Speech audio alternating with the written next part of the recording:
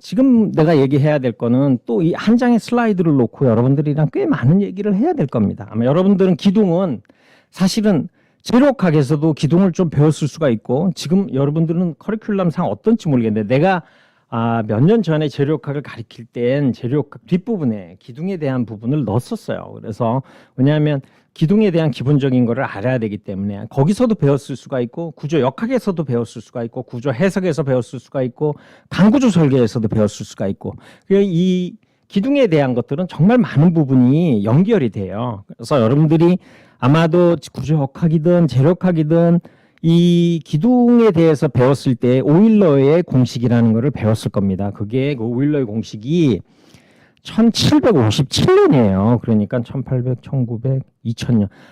거의 한 300년 전에 된 이론이 나와 있는 것이 우리의 텍스트에 아직도 나와 있다는 것은 대단한 거죠. 우리 과학, 공학, 이 기술계의 족보를 보게 되면 무시무시한 가문이 두 가문이 있어요. 베르누이 가문이 있고, 그래서 내가 구조에서 얘기하는 plane sections remain plane이라고 얘기할 때의 베르누이, 여러분들이 유체역학에서 하는 베르누이 다른 베르누이예요. 그죠? 약 300년에 걸쳐서 엄청나게 많은 인재들이 베르누이 가문에서 쏟아져 나오기 시작합니다. 그에 못지않은 엄청난 가문이 오일러 가문입니다. 여러분 공업수학, 공학수학에 나오는 그 많은 오일러, 우리가 기둥에서 얘기하는 이 오일러, 그런 것들이 다 한 가문에서 명문 가정이죠. 가문이죠. 그래서 오늘날 기술과 과학과 공학에 굉장히 엄청난 그런 공헌을 했다라고 얘기를 할 수가 있겠습니다. 우리는 그 오일러의 장주 공식을 아직도 사용을 하고 있습니다. 오일러의 좌굴 공식이라든지 이런 부분들을 아직도 굉장히 많이 사용해요. 똑같은 단면, 똑같은 하중, 기둥. 그런데 똑같은 거동을 보여야 됨에도 불구하고 얘는 다르다 이거지. 그럼 뭐 때문에 달라질까? 라고 하는 것을 우리는 이제 생각을 해보게 되죠. 그죠?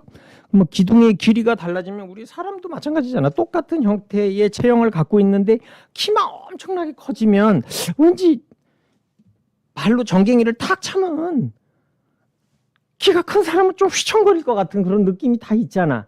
그게 공학적으로 어떻게 설명을 하지 못해도 그런 부분들이 있다고. 그지?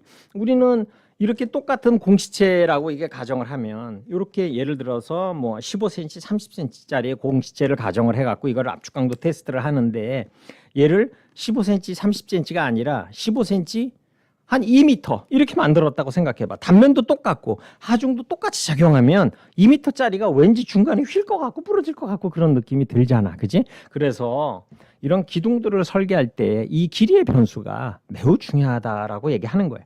그래서 길이 변수뿐만이 아니라 얘가 이 기둥인데 내가 이렇게 하중을 가했을 때 얘가 변형이 생긴다면 어떠한 것들이 여기에 영향을 미칠까라고 한번 생각하는 거예요. 우리는 공식을 떠올려서 그 공식에 있는 내용을 외우고 그러는 게 아니라 그냥 이게 기둥이라고 생각을 하면 여러분들이 여기에다가 하중을 줬을 때 얘의 거동이 어떻게 변화할까 생각해 보면 이렇게 내가 하중을 주면 당연히 길이에 따라서 이 거동이 변할 거야. 그지? 그리고 내가 기둥을 주면 얘가 이렇게 휠 거 아니야. 휘는 정도.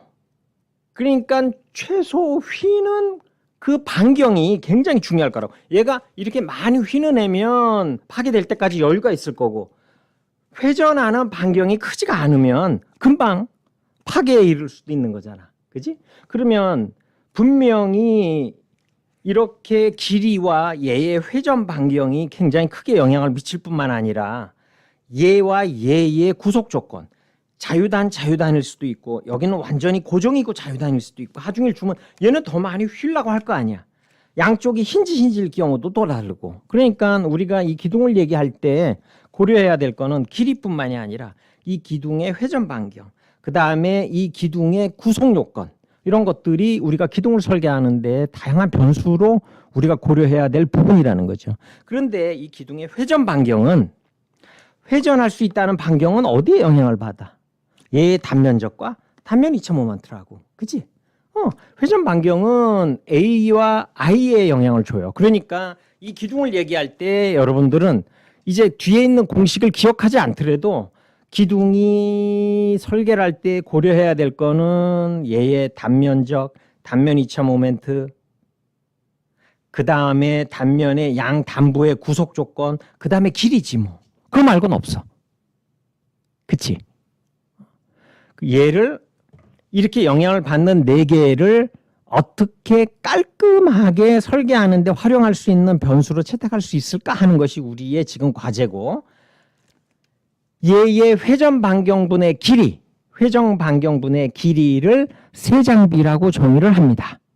그러니까 얘가 이렇게 길이가 이렇게 늘어나면서 얘의 회전 반경이 어떻게 되느냐의 관계. 그치? 근데 구속 조건을 고려하기 위해서 길이 L 앞에 유효 기둥 길이라 계수라고 하는 K를 사용하게 됩니다. 그럼 회전 반경분의 KL이 되지. 회전 반경은 루트 A분의 I잖아. 그러니까 우리가 고려해야 될 단면적과 단면 이차 모멘트와 양 단부의 구속 조건과 길이가 세장비라는 한 변수에 의해 다 들어가게 되네. 그러니까 기둥을 얘기할 때 세장비를 이렇게 얘기하는 건 그 세장비 안에, 다시 얘기해서 회전 반경분의 L, 그 앞에 구속 조건을 고려하기 위한 단면의 유효 길이 계수 K 값을 사용한다면 람다분의 KL이 되고, 람다는 단면적 루트의 단면적 A분의 단면 이차 모멘트 I가 되니까 우리가 기둥 설계에 고려해야 될 4요소가 그 세장비 안에 다 들어가게 되는 겁니다. 그러면 그 요소가 세장비 안에 다 들어가게 되니까 우리는 기둥을 구분하고 정의하는데 굉장히 편안하지. 예를 들어서 세장비가 0에서부터 50까지는 short column, 단주라고 하자. 50에서부터 100까지는 intermediate column, 중간주라고 정하자. 세장비가 100보다 컸을 때 우리는 이것을 long column, 장주라고 정의하자. 이렇게 해서 기둥을 구분하게 되는 겁니다. 그러면 여러분들이 세장비가 얼마일 때 그렇게 기억을 하면 시간이 지나면 좀 잊어먹지만, 기둥의 세장비를 정의할 때 그 세장비 안에 들어가 있는 회전 반경과 유효 길이 계수, 즉 양단부의 구속 조건을 고려하고 있는 거, 그 다음에 길이, 이런 것들을 고려해서 세장비가 기둥 설계할 때는 필수 불가결한 요소가 될 수밖에 없구나 하는 것들을 여러분들이 이해를 하면 훨씬 좋을 것 같아요.